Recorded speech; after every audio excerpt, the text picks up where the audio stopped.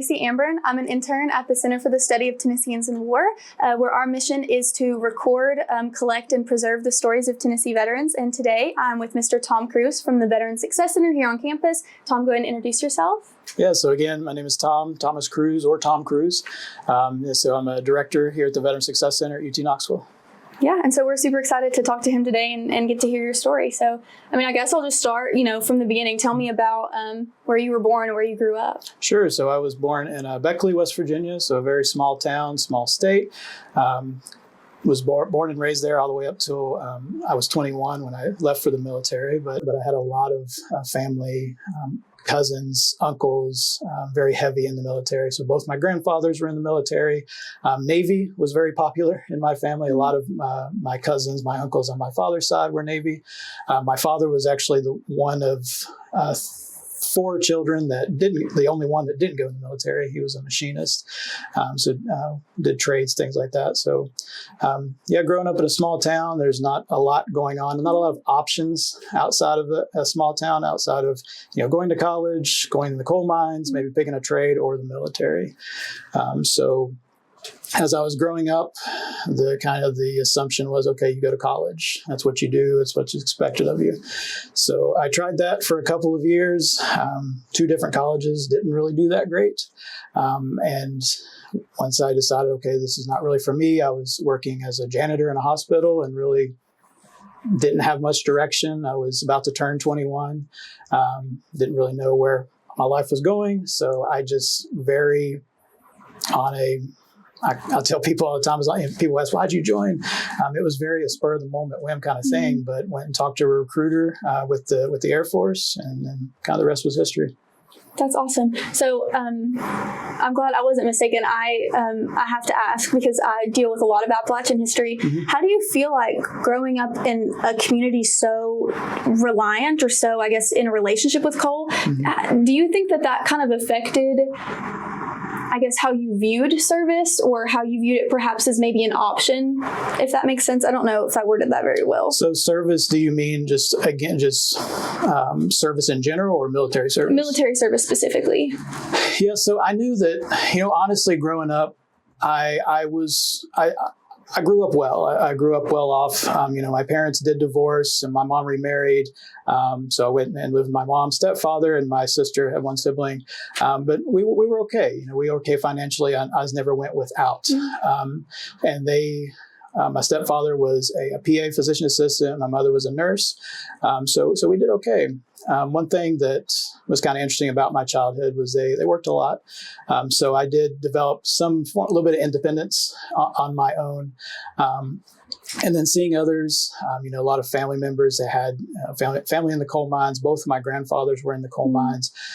As I started progressing into high school, a lot of guys that I was in high school with, that's what they were going to do. Yeah. They knew their whole families went in the coal mines. So, but I never thought that, I didn't really think that was for me. Like, that's something I wanted to do. But I also thought the same about the military.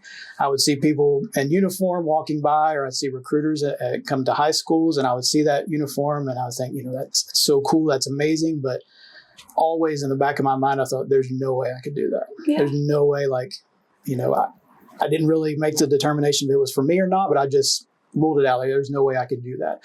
So I didn't really have a really good perception or understanding about what exactly I wanted to do. Even when I went to college, I liked music. I was in the band.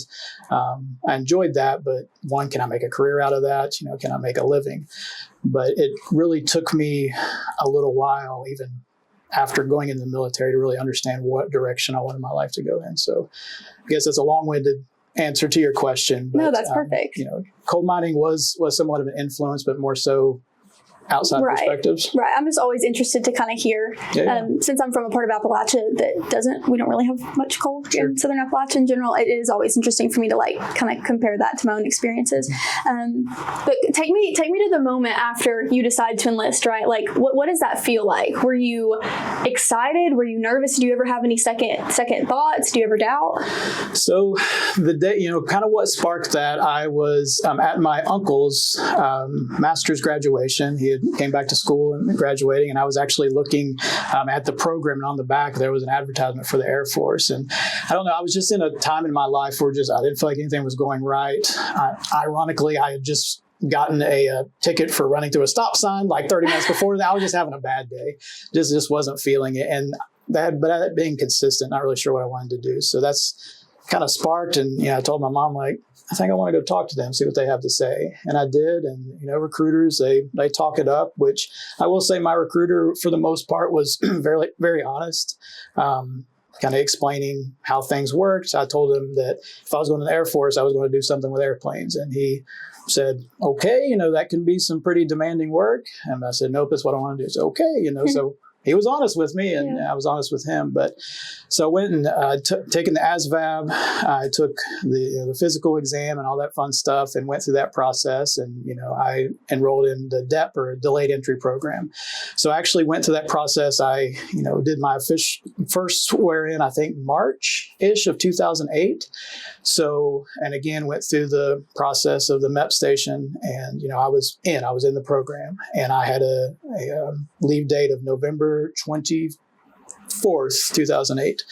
And this was March. So, I'm pumped. I'm telling people I'm going to the Air Force. I've got my nice Air Force shirt, and really proud to be able to tell people I've made this decision. I turned 21 that following July, living it up in the summer, enjoying myself. I had a little bit of saved back, and, some support from my parents. So I stopped working just to enjoy friends, enjoy family, and things like that. So again, I knew it was coming, but it never really set in. Yeah. And about a week before it started getting real, like this is really happening. But again, it still didn't set in. So I was leaving a few days before Thanksgiving.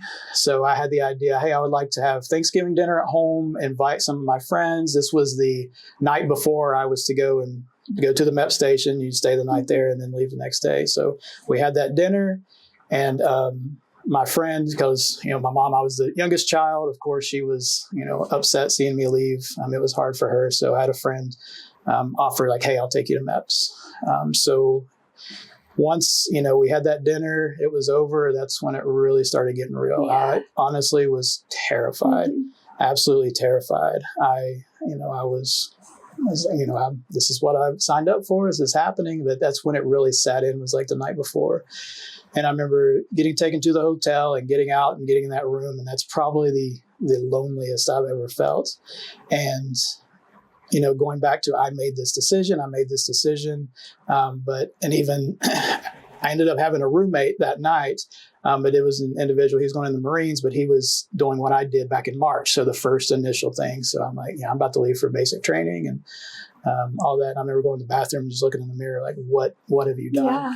So that's really when it set in. The next morning, it just was a whirlwind after that. Everything happened so fast, getting paperwork processed. There was a 2-hour delay on my flight. So kind of, staring at the ceiling in the airport. When it's really started getting real, but that sense of, reality probably set in that night before. Wow. Wow. Yeah. I obviously can't imagine. I've never been in that situation, but it's always so crazy to see people's different reactions, as they get closer to time. Some people, it's like, you talk to them and it's like, they never have a doubt. They know, they're not afraid. They don't break a sweat, but then that would not be me. I think it's a huge deal. I had that mentality all the way up to it. Even, the morning of that Thanksgiving dinner, where I was pumped, I was ready, go, and then it just, maybe I didn't allow it to process. I had plenty of time to process, but I didn't really allow that to happen. My recruiters kept in touch. This is what to expect. I would look up some YouTube videos here and there, but it never really set in until then. So how was your experience in training? Where did you go to training at, and what was that like? So basic training was at Lackland Air Force Base, right outside of San Antonio, Texas. I arrived there in the airport. myself and 4 others, I think, from the area, from the MEP station, got there. There was a special little area in the airport for all the Air Force recruits to go. Very quiet, very calm. I think there was a couple of military personnel there, but there was no yelling, anything like that. It's still public space. So we get there, get the paperwork turned in. So we get on a bus, and it takes us to the Air Force Base. And even getting off the bus was pretty calm. There wasn't any like, get off my butt, you know, stuff you see on a lot of videos. Not a lot going on. So we got off, and it was a nice, bus, and we're in this giant room, and it's very quiet, but it's still, people are filing in, still calm. It's almost like, something's, you're just kind of waiting. Yeah. And then they give you a little meal, like a really dry sandwich. And then after a few, they measure your feet, do a couple of other small little medical things, nothing major. Then you get on a smaller bus, a little bit more traditional, like you would see in these videos, kind of a classic school bus style, white. That was when the end of that bus ride is when things actually started getting real. It started getting aggressive, the yelling, the moving fast, the things like that. I had actually I found a notebook not that long ago that I kind of tried to document my experiences up to a certain point. I made it to about week 5-ish when I don't know why I stopped, but I was kind of documenting just my perspective. And I remember reading back to the very first little bit, because a lot of it I don't remember. It was such a fast whirlwind of things happening. So I'm able to go back and kind of recollect, like, oh yeah, that did happen. I remember that. But it was a long night. We were up really late, doing different things, finding your beds, finding where you're supposed to be, and then very early the next morning. So it was very fast paced. It's almost, when I said that I was terrified at that MEP station, it's almost like I didn't have time to be terrified. Fear itself never really said. There was some nervousness after that second bus ride leading up. I knew what was coming, but once you're off that bus, you don't have time to be afraid. Yeah. So things kind of started rolling through. Awesome. So tell me about what happened after service. So, where you went first, what you did, what role you stepped into, that sort of thing. So after services and after basic training? Basic training, excuse me. Yeah. So navigated through basic training. Like the last week of basic, I got very, very, very sick. Oh. I don't know exactly what I had, but I do know that I went to what you call they call it a cold pack. Mm-hmm. So we were taking our pictures and our uniforms about to graduate, and I was like, can I go, asked to go get a cold pack, and they took my temperature, and it was like 106. Like I was sick. I was miserable. And I remember the lady saying, like, she gave me a mask before masks were, a thing. And she's like, we've got to admit you now, like you're sick. And I'm like, wait. Yeah. I said, I'm graduating in 2 days. I said, I want to stay here no longer. Like, I'm done. I was like, can I just leave and pretend this never happened? And she thought about it for a minute. She was like, look, I'll give you this, but you really have to monitor yourself, and, here's some Tylenol, but you're going on not my best judgment. Mm-hmm. She was a civilian nurse. She was a lot more, I guess, less strict and structured as like a military person would be, especially in that setting. But fortunately for that nurse, if you're out there and see me, thank you. But she let me go, and so I graduated.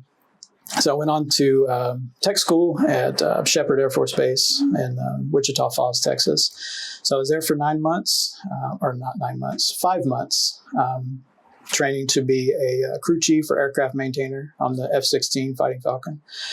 So I was there for 5 months, and then transferred to Luke Air Force Base in Arizona, right outside of Phoenix, to do my last month of what they call hot training. So you're working with live aircraft, things like that. So I finished hot training there on July 2nd. I was in Arizona. I made the crazy decision of, my mom wanted to come to my graduation in Texas from tech school. And I said, hey, will you bring my car? because prior to the military, I was really big in the car scene. I loved cars, and you watch Fast and Furious, people joke, but that was kind of my lifestyle. I loved it. I went to car shows, and that was kind of the scenes. And I said, "We bring my car. I want my car." So she did. So I had my car in Texas. So and I drove it from Texas to Arizona. Really cool drive, Route 66, seeing all the cool scenery. Well, July 2nd rolls around. I'm graduated. I'm done. It's time to leave, and here I am in Arizona with my car, and I live in West Virginia. Never clicked until then. But luckily, another person in my class that was graduating, he lived in North Carolina. So I said, "Hey, will you ride with me? I'll drop you off in North Carolina, and I'll go drive to West Virginia." So I made it. So on July 2nd, around 1 o'clock, I made it. I wanted to be home for my birthday, which is July 4th. And I made it to my house on July 4th at about 10 in the morning. So about 2 days of driving, long drive. And that was the first time I'd been home since I left. So I really wanted to be home for my birthday. So, because some branches after basic, you can go home, before your tech school, but Air Force, you went straight into tech school. So I went home, that was great. And then went to my first and actually only duty station, which was Eglin Air Force Base in Florida. So right in the Fort Walton Beach, Destin area. So arrived there, really not knowing what to expect, other than I knew I was going to be a crew chief. Hadn't really participated in it outside of just tech school and training, things like that. So arrived at Eglin in July of 2009 to kind of start the rest of my military career. That's awesome. I mean, not a lot of people get to say that they drove Route 66. Right, yeah. At all, I think. Had you ever been, out west or in that area before? So I had flown. My sister was in the Coast Guard, and she was stationed in San Diego, California. So my mom and I had flown to see her once in San Diego. But outside of that, that's as far, as far west you can go. But that's the only time I'd been west. And again, it was just on a plane. So it never drove, seeing New Mexico, that scenery, it was beautiful. That would be so awesome. Yeah, it was really cool. I've been west once when I was 15 for a couple of weeks. But there's still so much. That's a big goal of mine. Gotcha. I would love to go. I would love to go see the West. So that's awesome that you got to do that. Cool. So what was your role like? What did an average day kind of look like for you when you were working? Yeah, so it changed a little bit. When you're first starting out, you're kind of low man on the totem pole, so to speak. You have a lot to learn, and you have a lot of supervision that's needed. So you work under different individuals. But say in an average day, so at Eglin is considered a test base. So they're constantly testing different munitions, missiles, bombs, different configurations on aircraft. Eglin had multiple different kinds of fighter aircraft, along with heavy aircraft like C-130s, things like that. So I was specifically assigned to the 16s, and they would do different, what they call sorties or missions, where they would, for example, trying to think of something that isn't too iffy on the classified area, but I guess, so for example, they would, take an aircraft and they would put different fuel configurations in the tanks and have a couple of missiles here and there, and they would go up and kind of test its limits and see what kind of different maneuvers they can do. And it's just a lot of testing. So there were constant aircrafts going back and forth. So our job was to, one, prepare the aircraft for flight. So we'd go and do pre-inspections, make sure everything is good to go there. All the fluids are tapped off. You're checking, kind of similar to what you do with a car on a long trip. You're checking the tires, make sure they're good. And then prep it for the pilot. Once the pilot comes, you go through a process. It's kind of like an inspection process where you're on a comm with them, and they'll go through different tests. You'll go through different tests just to make sure the aircraft is ready to go. So they'll take off and do the mission that they're assigned, and then they'll come back, and then you do what's called a BPO, or basic post inspection. So you go through the whole aircraft, and there's different criteria you have to meet, and then there's sometimes different criteria, others based on the mission, if there's more detailed things you need to do. Yeah. So that's probably, that was average daily. And then there would be different things sorted into where you would have, engine inspections where you had to pull the whole engine and do an inspection, or there would be, aircraft that would break down and you'd have to, based on if you needed to work with avionics or other engines back shop, different groups to kind of work together to make sure the aircraft is flyable. So that would pop up. Usually there were different shifts. So usually those kind of maintenance things would be in the evenings, and your flights and sorties would be during the day, and your night shift or your mid shift would kind of be refilling like nitrogen bottles and things like that. So there was a lot of consistency, but there was also a lot of different things that could happen here and there, just depending on kind of just general maintenance and stuff. That's awesome. I think that's one of like the coolest things you can do in the military period is work with aircraft really of any kind. Yeah. I just think that's so awesome. I remember telling my recruiter, I said, if I'm doing this, I want something to do with airplanes. I want to work with airplanes. And he recommended that I work on the heavier air, like C-130s, heavy, because he was a heavy crew chief. And he was like, it's a little bit slower pace. Things like that. The fighter world is very fast paced. And I'm like, no, I want the fighters, He said, okay. So again, he was very honest with me. I made that decision, but he was correct that it's very fast paced. Eglin itself is probably not as fast paced as a lot of bases, say like in Korea or other really active bases. But Eglin had a very unique aspect to it of having that. I feel like we saw things that other people may never see or won't see for a long time. Yeah. So it was really cool and really interesting to kind of see that perspective and kind of see how those things progressed. So where did you go after you left Florida? So when I left Florida, it was the same time I exited the military. So I thought so. So I made a decision to leave the military, about a year before. So I'd signed up for 4 years. And then the day I left for basic, I got talked into 6 years.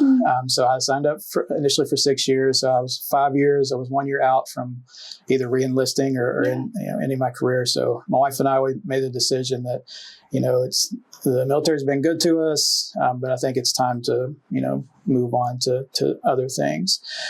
So we made that decision. So I left, started my terminal leave, I think in end of September, October-ish of 2014. So left Florida, and the military, they will move you back to your home of record for free.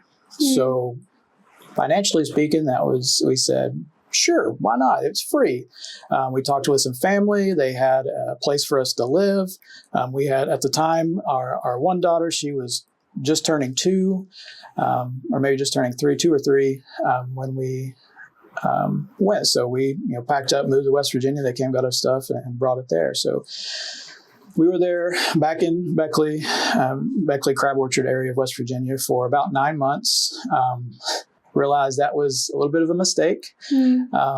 We had burned through our savings. We couldn't find consistent work. I even applied for my old job as a janitor at a hospital and couldn't, get hired on to do that. And, we didn't know what we were going to do. I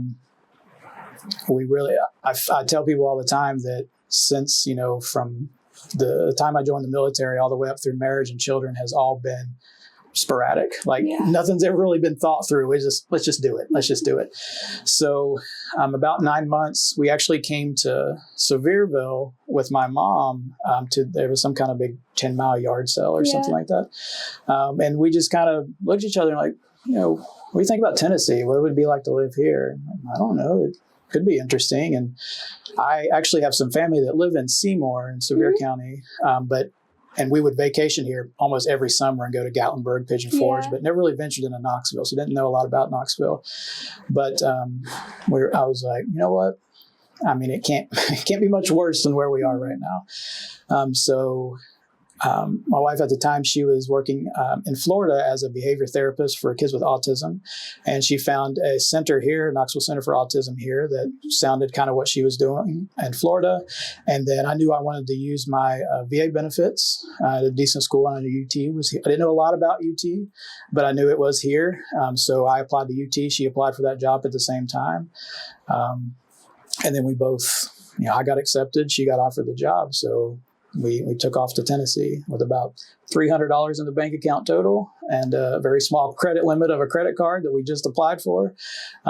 Again, kind of on a whim, but it really ended up working out with us. But looking back, it was, it was a big leap. It really was a big leap into the unknown. It was constantly, we didn't know what next day would be like ever since I'd left the military. So it took a good while to really get established again. Yeah. Can you speak a little bit more to that transition as you kind of leave life in the military and kind of reintegrate back into civilian life? I mean, obviously, for some people that can be really difficult. For some people, they don't seem to struggle. Where do you think you fell in that, and why do you think that may be? Do you feel like maybe you just weren't prepared or aware of what was waiting for you after, or whatever? Yeah, I think it's a little bit of a 50-50 for me. I think in certain aspects, some things were kind of a relief, and there are other things that. A lot of unknowns that I had, when I joined the military very young, and I went straight from, I was still living at home. So very few bills, very few responsibilities. And in the military, you get bills and you have rent and things like that. But the biggest thing with military for me was the financial stability. It's so consistent, outside of the government shutdown, your payments are the same. 1st and 15th every month. You know exactly what's coming. If you move on base versus off base, a little different, but other than that, it's very consistent. That was the hardest thing, the financial piece, and just the expectation of having that steady income, and then it just was not there. Yeah. And it's like, what do you do? And looking back, I still have no idea how we did it. Mm-hmm. And the income that we had, I have no idea. But that was the biggest challenge. There were certain aspects, when I was trying to navigate the career aspect in West Virginia, first getting out, I started working for a family member, doing some small things. And then I also started working for a little bit for one of my friends. His father worked in a kind of a water company, public service district. So I worked for him for a little bit. So there was people I knew well and were familiar with. So that transition in the kind of the professional setting, I didn't have a lot of issue with, just because I knew them and I could be comfortable around them. Yeah. So I think in the military, you kind of develop a kind of sense of the way things should be and the way things work. And if that gets a little off kilter, so to speak, it can be a little frustrating, but working with close people that I knew was helpful.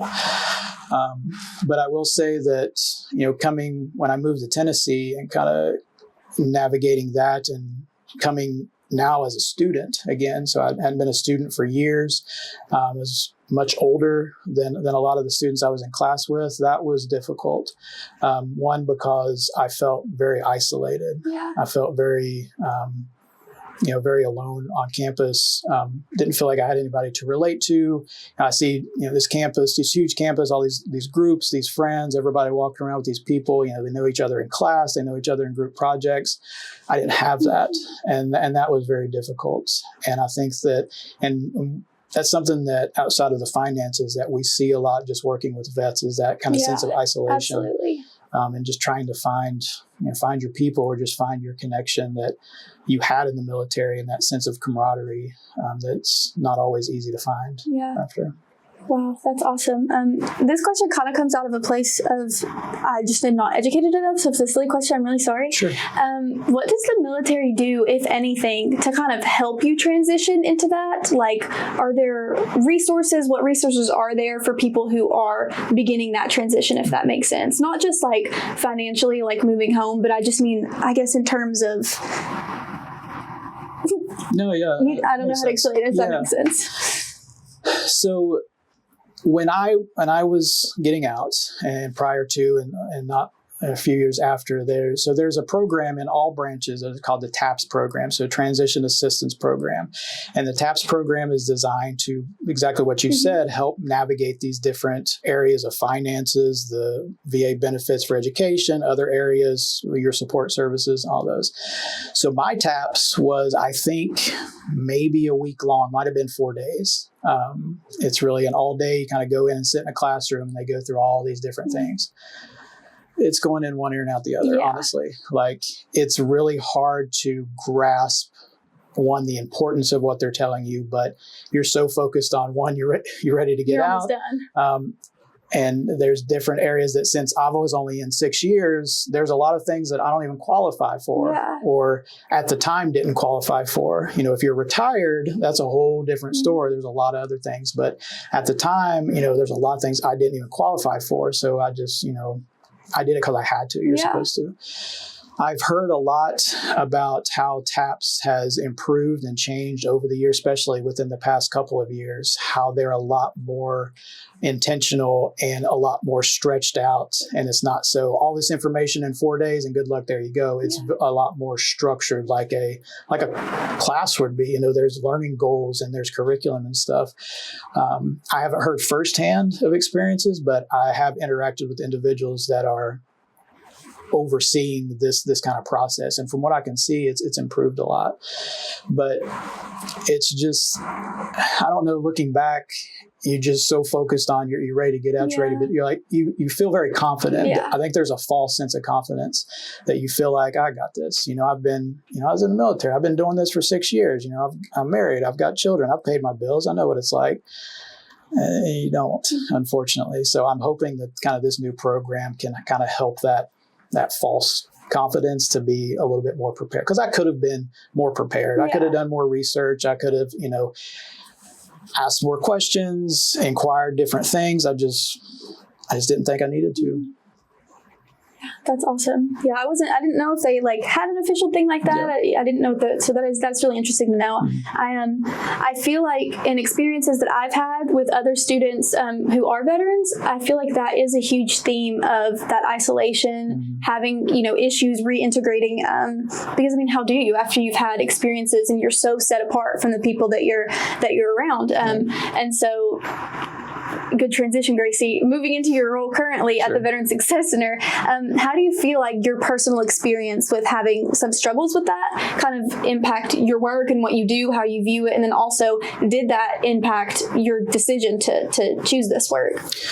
Yeah, so I actually started when I first came to UT as a student in 2015. So the following spring, 2016, again, back to my finances were not pretty at the time, and I didn't even know if I could continue going to school. You know, I had the VA benefit that was helping some financially, but you know, I had a family to support, and I just didn't know if I could do it. And I remember reaching out and inquiring about a work study position. So they had VA work study opportunities that were paid.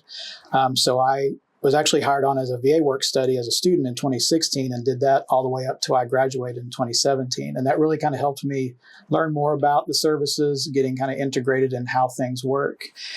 And then I started in the Veterans, at the time it was the Veterans Resource Center, now the Veterans Success Center. But I started in January of 2018, so very quick after I graduated. Kind of just really certifying VA benefits. That was what I was hired to do. Process benefits, you know, make sure that veterans are receiving the benefits that they've earned and they want to use.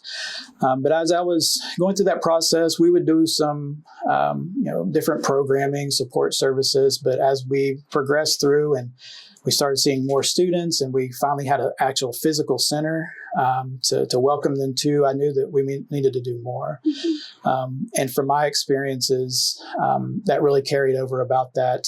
Let's try to have more opportunities to bring these students together. Let's bring them together. Let's bring back that sense of camaraderie. let's let veterans know about other veterans on campus. You're not alone. You have the ability to connect. If you're not comfortable connecting outside, you do have a place that you can connect with other veterans. So we started creating more programming. As the programming went, the interest grew. We started focusing on academics, so helping with different support services on the academic realm. And then it just started really snowballing. We started getting more attention. People started recognizing. In 2020, not the best year for everyone, but the Division of Student Success was created in that year, and we were one of the first offices to be a part of that new division. And that's when our name changed from Resource to Success, because we knew, under the direction of Vice Provost Amber Williams, that we really wanted to focus on that holistic success for our students. And since then, we've just skyrocketed into that support, and support from the division, support from the campus, from leadership, all the way from President Boyd to Chancellor Plowman, Provost Zomchik, so many areas of leadership that support our office and what we're wanting to do. And again, it's been tremendous, but going back to just my own experiences, kind of starting with that unique experience that I had of that isolation. I know one big thing I consistently push is supporting the financial aspect. Mm-hmm. Let's grow scholarships. Let's grow different financial opportunities for these students. And really just making sure that regardless of, what branch they were in or what they did, they felt like they belonged and they mattered. And I think that, I started in 2018, I conducted my first what's called Green Zone training, that kind of educates the campus population, faculty, staff, and students about student veterans, who they are, their strengths, their challenges, what they're bringing to campus, how benefits work, all those things. And one of the things that I really emphasize on about just veteran experiences, and this is actually something that I've never shared personally, so exclusive, I guess. Yeah. Because I've always used it as an example, but I've never shared it as an example of myself. Is that when I went in the military, I went to, like I said, to Eglin, and I was there the whole time. And this never really happened until maybe, a year or so after, but people would inquire about my service, and I would share, be more than happy to. And it was, okay, where all were you stationed? And I'd say, well, I was at Eglin. This is where'd you deploy? Were you overseas? And I was always, no. And the more, and sometimes it wasn't that bad, and sometimes it would be like, oh, okay. And the more of that engagement I got, the more I started to really develop like an imposter syndrome. Like, did I really do anything? Was I really in the military? Did my service matter? And I struggled with that a lot. I still struggle with that a little bit, but it was a big challenge. And as I'm kind of developing this training and going through, different research articles and different, testimonials and talking with students, I started learning that I wasn't alone in that aspect. That question gets brought up a lot, especially from other service members that maybe they have deployed or they were in a combat zone. And when you tell them no, it gets that sense of, again, that imposter syndrome. So in that training, I really emphasized on, there's a discussion about engagement with veterans. And one of the questions prior to when I took over the training, one of the questions to engage with a veteran to a positive way, it was the question of, did you ever deploy? And it's really an innocent question. It's really not bad, but I have on the slides, I have a what to say and a what not to say.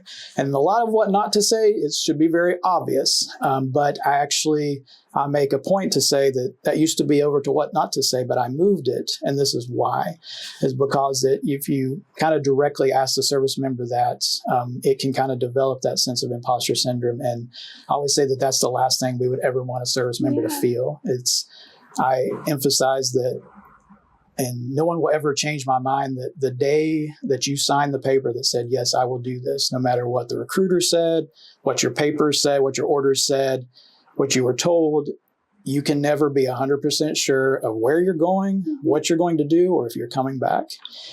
And that's for anyone, any branch of the military that signs up. Those are never a guarantee. And from my perspective, that's enough. So I really really try to emphasize that on that, just because I want to make sure that every single veteran, regardless of what they did, is respected, is honored, is supported, and continue that support the entire time that they're here. I that was very, very well said. I'm really, really glad that you shared that with us. I feel like a lot of the times someone talking obviously on the outside of all of this, we have this idea in our head that our society really values veterans. Mm-hmm. And I don't necessarily think that that's not the truth, but I think that sometimes we don't really understand how that maybe has flaws and how that maybe fails sometimes, and how sometimes we don't really. And, I love that you brought that up, because that's a big notion that I can see a lot of people struggling with, that is totally false of, does my service matter if I didn't do, X, Y, Z? Right. And even when, you asked me to do this interview and I'm filling out the paperwork, I'm filling it out and I'm like, I don't know if I have a lot to really contribute, because I know that you probably have spoken to, you mentioned World War II veteran stuff, some of them just have tremendous stories and experiences, and it's incredible.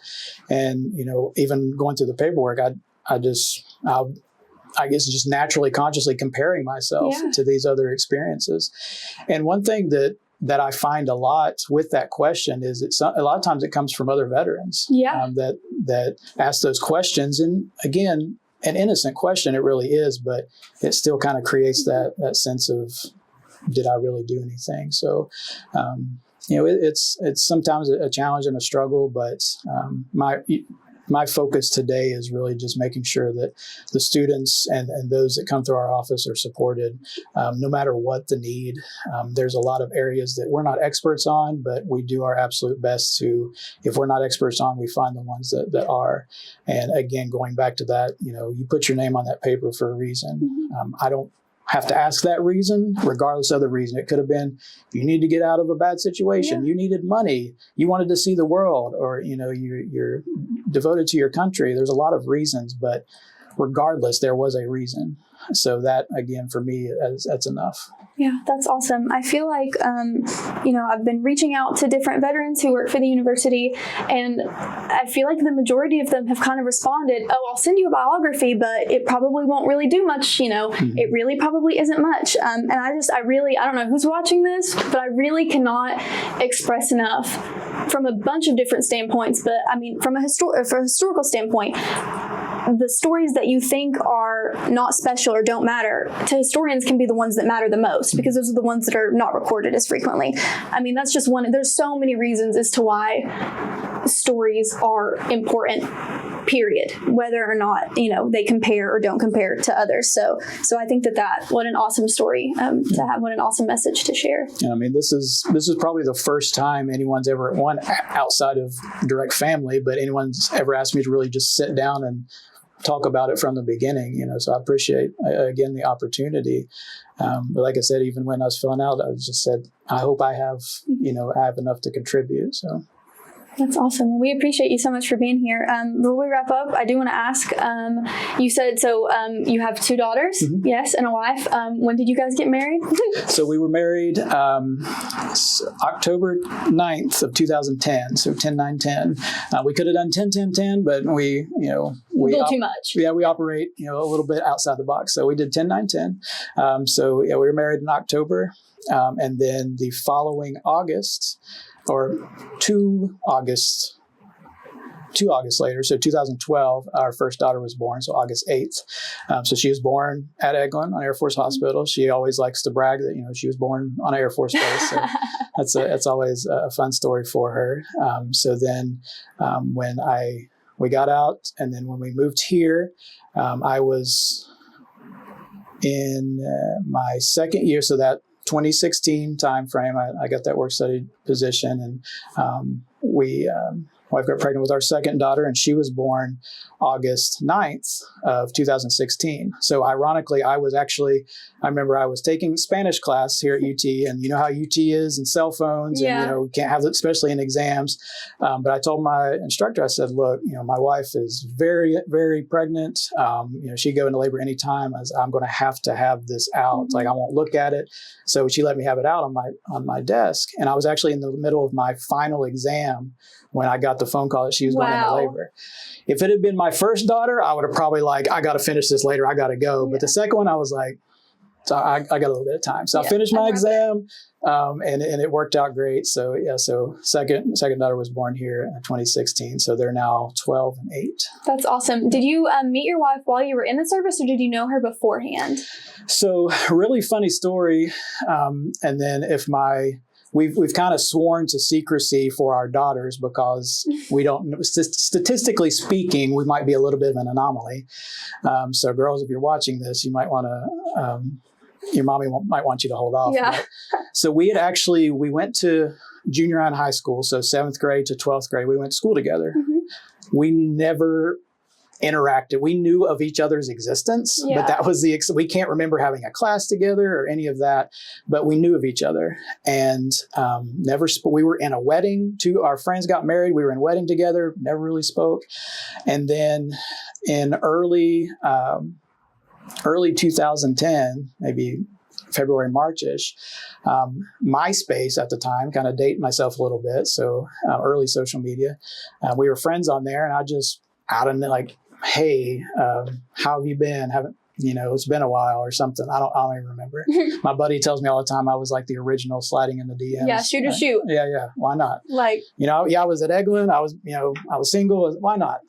So I sent her a message, and we started messaging back. I remember one day she called me first, and I was like, oh my gosh. And we started talking. And then around Easter time, I was like, hey, I'm coming home for Easter. Do you want to meet up? So I went up there. We spent the weekend together. We spent one more weekend. We met halfway, well, not really halfway, but we met in Pigeon Forge for a weekend. And then in June, I asked her to marry me. So it was very, very fast. Yeah. Again, statistically speaking, not always in our favor, but happened very fast. We were engaged in June. She moved to Florida with her grandma, actually in Tampa. So I would drive from Eglin to Tampa about 6 hours to see her on the weekends. And then the Air Force allows you to move in together, I think 60 days before a wedding date. So we moved in together, and this October will be 15 years. So that's awesome. Congrats. Never a lot of thought and a lot of major decisions I've ever made, not a lot of thought. They just kind of happen. And some have been good, some have been bad, but this one was absolutely a good, quick decision. That's awesome. Okay, I have one last question, unless you have anything else that you haven't shared that you'd like to share? I don't think so. Okay, I have one last question before we wrap up. Kind of going back towards the beginning, you talked about that night before you left, looking at yourself, in the mirror, that 21-year-old kid. Mm-hmm. If you could look in the mirror at that 21-year-old kid today, what would you say to him? Have patience. That's one thing that I've never, ever, even to this day, have not been good at, but could never have imagined where my life is today, even 2 years ago, much less back during that time. I would probably say the majority of my military career, I questioned, did I make the right decision to go in the military? And a lot of people say, oh, everybody thinks that when they're about to go to basic training, but mine stayed consistent. I always questioned, was that the right decision? But I always knew that I made this commitment and I was going to finish it to the end, which I did, and I was very proud that I did. There were a couple of weird kind of shift in forces where you could kind of apply to maybe get out early or stuff, and I never did that. I never wanted to do that. But yeah, I would just say have patience, kind of trust in the decisions that are made, trust the failures that will happen, and they will be tough, they will be challenging, but don't do anything different, because I would give no advice to do this different, do that different. Absolutely not. It would just be to trust the process and be patient. Awesome. What an awesome way to end. Tom, thank you so much. Yeah, we loved getting to interview you. anybody who made it this far, thanks. That was awkward. I don't know why I said that. Feel free to check out our website for more veteran bios, to see a tab on veterans who are employed by the university. And then also, especially if you are a veteran here at UT, check out the Veteran Success Center's website for more info.